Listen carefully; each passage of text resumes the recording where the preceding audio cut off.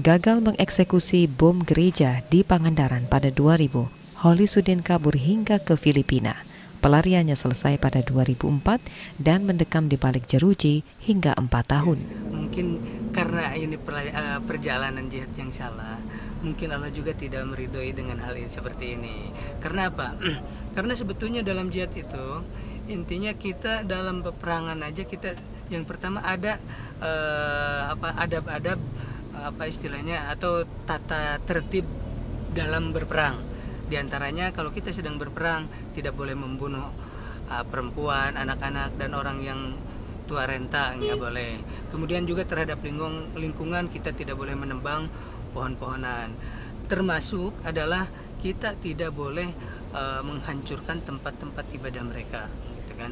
Mungkin ini termasuk daripada peringatan dari Allah Subhanahu Wa Taala gitu terhadap kami bahwasanya itu perjalanan jihad ini nggak sah gitu, seperti itu.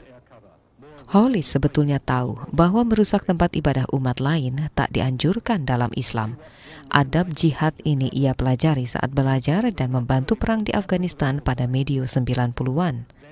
Perang itu pula lah yang membuat Holis menggebu untuk menyalakan genderang perang pada non-muslim Indonesia.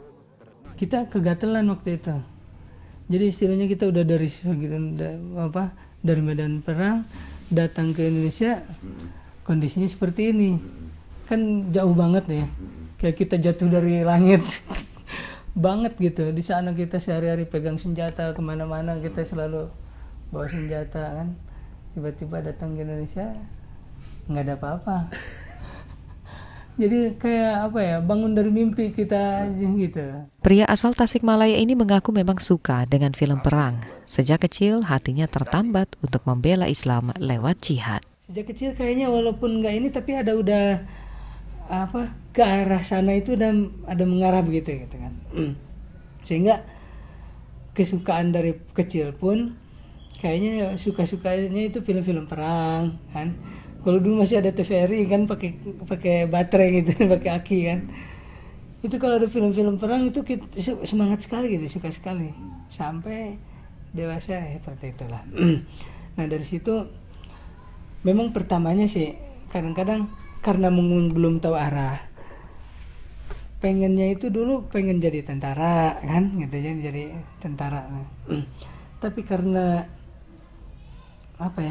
lama kelamaan backgroundnya sekolahnya mungkin dari ini juga pondok pesantren juga, walaupun pondok pesantren tidak ada mengarah ke arah situ, tapi nggak tahu ya, mungkin udah nalurinya seperti itulah. Sehingga satu saat istilahnya kalau kita main bola, orang itu pasti larinya ke lapangan kan gitu. Lapangan jihad itu menurut Holis ada di kasus Ambon. Seteru antara muslim dan non-muslim di sana membakar semangat Holis untuk berjihad dan membantu umat muslim Ambon. Caranya menakut-nakuti umat non-muslim di luar wilayah Ambon. Itu cuma menakuti aja sebetulnya. Membuat gempar bahwasanya ternyata umat Islam juga bisa loh bikin seperti ini. Kalian bisa bikin di Indonesia bagian timur lah, berbuat gitu sama umat Islam. Kan itu aja intinya itu. Kami pun bisa. Jangankan Indonesia Timur, seluruh Indonesia kita bisa bikin ini kan, gitu, bisa dibikin. Gitu. Gitu kan. Terkait kasus Ambon. Ini kan kasus Ambon, ya kan, terkaitnya dengan kasus Ambon. Juga di situ.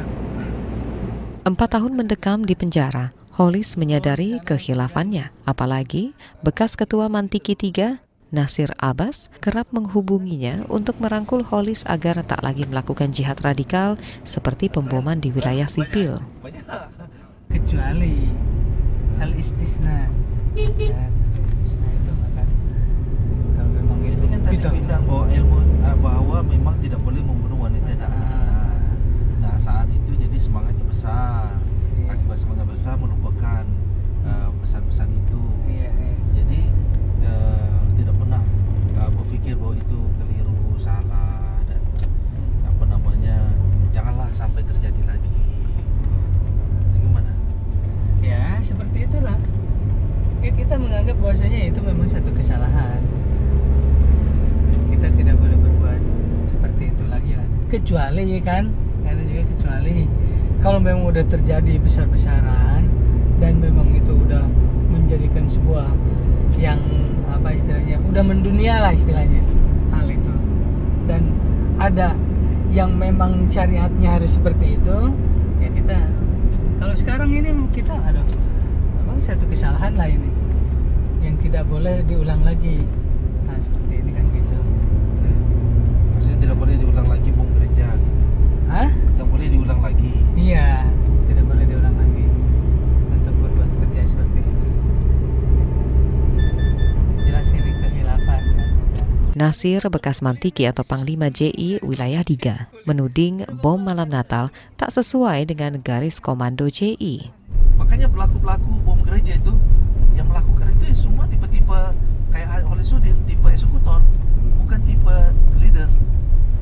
Jadi sosok leader itu ya Hambali. Padahal Hambali wilayah otoritasnya cuma Malaysia dan Singapura. Dia sudah melangkahi wilayah otoritasnya dengan melakukan kegiatan di Indonesia. Itu saja sudah tidak benar. Kemudian mengajak lagi anggota bukan di bawah di kepimpinannya dia, anggota Mantiki 2. Itu tidak benar, salah. Dan kesalahan Hambali itu tidak ada yang menegur.